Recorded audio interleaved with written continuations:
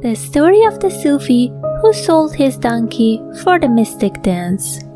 Once upon a time there was a poor Sufi who wandered around with his donkey, who was his only property. One night he reached a monastery and decided to stay there for the night. He fed water and grass to his donkey and tied him to a pole in the barn. He then got up to join the group of Sufis in the monastery. At once he heard a loud voice. "Who are you, and where are you coming from?" The Sufi replied, "I'm a wandering Sufi, and I'm coming from far away." The man said, "I'm the attendant of the monastery. Don't you have anything for me to take care for you?"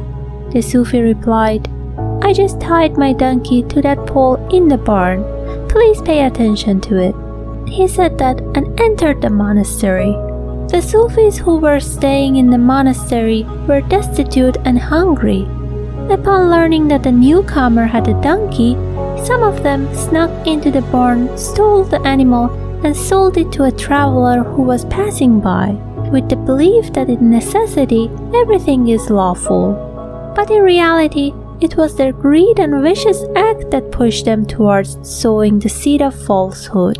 They then prepared food and sweet with the money and placed them among the Sufis and had a big celebration and showed their guests a lot of attention.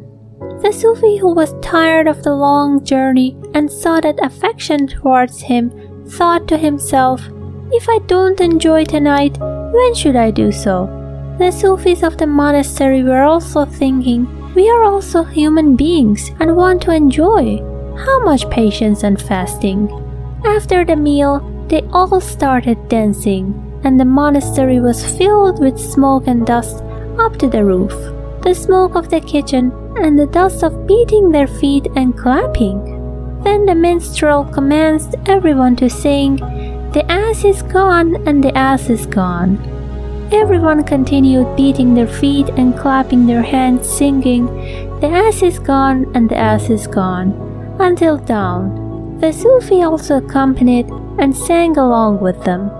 In the morning, when the pleasure and the excitement was over, everyone said farewell and left. The Sufi also went to the barn to get his donkey and continue his way, but he didn't see the donkey. He thought to himself, "The attendant might have taken my donkey to the river to feed it some water." When the attendant came back to the barn, the Sufi asked him, "Where is my donkey? I entrusted you with my donkey, and now I want it from you." The attendant said, "Yesterday some Sufis attacked and stole your donkey to sell it. I surrendered for fear of my life. You left the delicious meat among the cats." The Sufi said, "Why didn't you inform me? Now they are all gone. Who should I complain to? They have eaten everything and left." The attendant said, "I swear to God, how many times have I come to inform you? I saw that you were the happiest of all, and you were singing the loudest than everyone else. The ass is gone and the ass is gone. I thought that you were aware." The Sufi said, "The food was delicious and the song was so catchy and beautiful. That's why I imitated and went along with them." Oh, 200 curses on that imitation, especially imitating such rascals. Yes, the Sufi got caught up in imitation due to his greed, and the greed blinded his intellect. Oh brother, if you wish for pure eyes, ears and intellect, tear in pieces the curtains of selfish desires. The Sufis joining the celebration that arose from his desire debarred his understanding from what happened. The Sufi who is filled with God is free from desires, although you show him treasures, because this world has become carrion in his eyes. The Sufis in this story were far from spiritual intoxication. As a result, they were blind in greed. Thanks for watching this video. If you'd like to see more of Rumi's stories, make sure to hit the subscribe button and notification bell. I'll see you soon!